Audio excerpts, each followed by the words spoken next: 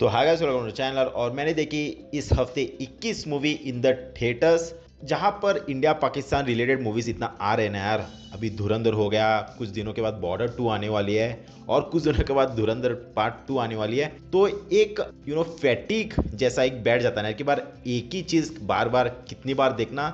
लेकिन अभी 21 मूवी को डायरेक्ट किया है श्री राम राघवन ने, जिन्होंने इससे पहले अंधाधुन, बदलापुर और मैरी क्रिसमस जैसे पिक्चर डायरेक्ट किए। एक सस्पेंस थ्रिलर यूनिक मूवीज थे।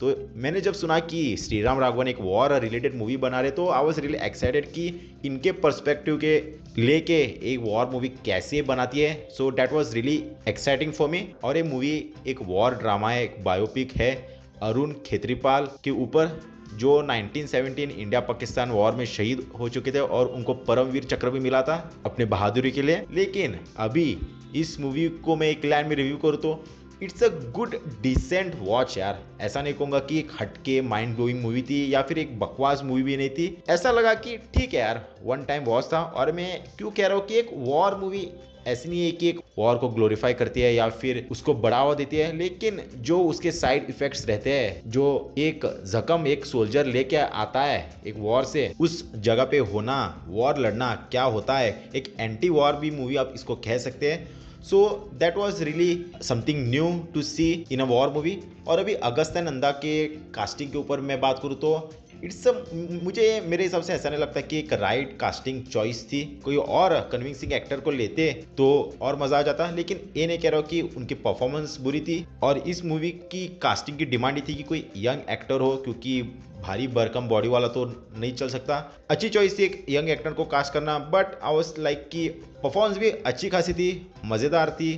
लेकिन वो इम्पैक्ट जो आपको एक फील होना होता है ना कि एक लीड एक्टर के लिए, तो जहाँ पर वो सफर कर रहा है उसके लिए आपको फील करना है, जहाँ पर वो ट्रेन कर रहा है और वॉर लड़ रहा है, you have to be with him, वो महसूस नहीं हो रहा था। So that was a real let down. और सिमर भाटिया भी इसमें, दोनों लीड के बीच लव एंगल है। लव एंगल मुझे उतना मजा नहीं आया, आई थिंक अननेसेसरी भी था और उतनी इनके बीच केमिस्ट्री भी नहीं लगी। So that was not really fun, but she is a gorgeous looking girl. उनकी भी परफॉर्मेंस मुझे ठीक ठाक लगी। जयदीप अलावत भी है, जहाँ पर वो पाकिस्तानी आर्मी एक ब्रिगेडियर का रोल प्ले करते हैं। उनकी भी परफॉर्मेंस मुझे अच्छी खासी लगी, क्योंकि उन्होंने ही अरुण खेत्रीपाल को वॉर में मारा था और वो उसका गिल्ट लेके चल रहे हैं अपनी लाइफ में। जो एक निराशा, जो एक गिल्ट एक चेहरे पे होनी चाहिए, तो उनके चेहरे पे लगती है, उनके परफॉर्मेंस में दिखती है। उनकी भी परफॉर्मेंस अच्छी खासी थी। लेकिन वो अरुण खेत्रीपाल की फोटो अपने घर में लगा रहे भाई, इतना भी वो उनको क्यों मानने लगे, घर पे फोटो क्यों लगा रहे, तो उसकी एक्सप्लेनेशन भी थोड़ा देना चाहिए था। Without an explanation it was really looking not that convincing.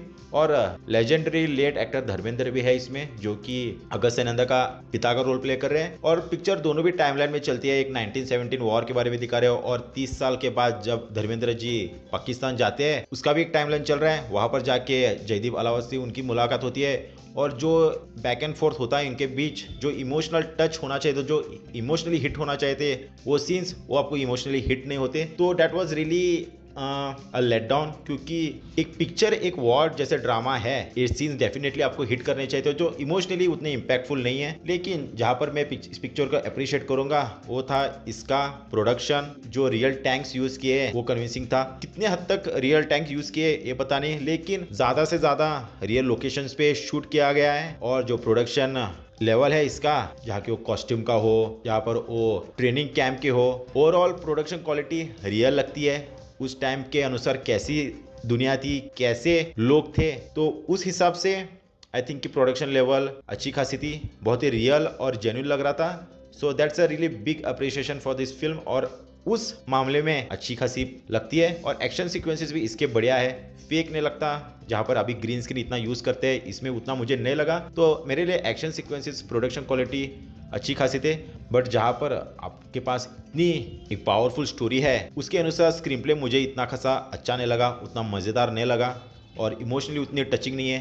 Performance lead की आई थिंक कि ओके है, उतनी मज़ेदार नहीं है और अच्छी खासी हो सकती थी। बट ऑन पेपर इतना कमज़ोर स्क्रीन प्ले हो, उतना इम्पैक्टफुल आपने नहीं लिखा हो, तो परफॉर्मेंस भी आप कितनी दे सकते हैं। But it's a one time watch movie यार, ठीक ठाक लगी, बट ऐसे थिएटर में जाके देखने वाला एक्सपीरियंस में से नहीं है। आप चाहे तो अगर टाइम पास के लिए देखना है तो जाके थिएटर में देख सकते हो या फिर OTT का भी वेट कर सकते हो। ये था मेरा रिव्यू 21 मूवी का। अगर ऐसे ही ऑनेस्ट मूवीज आपको देखना पसंद है तो चैनल को सब्सक्राइब कर दीजिए, वीडियो को भी थम्स अप दे दीजिए। Thank you so much watching, bye bye, take care.